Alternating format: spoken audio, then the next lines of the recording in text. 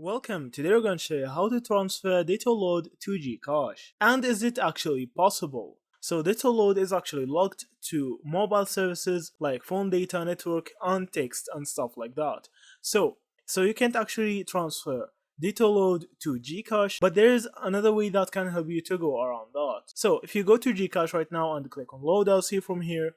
And as see from here, by clicking on mobile load, so you can actually transfer from GCash to Ditto, but you can go the other way. So how to actually transfer from Ditto to GCash?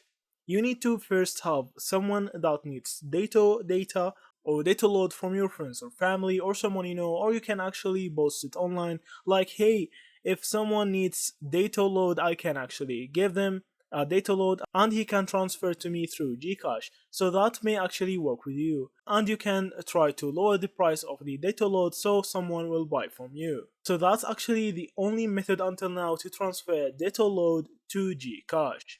Thank you for watching and see you in the next videos.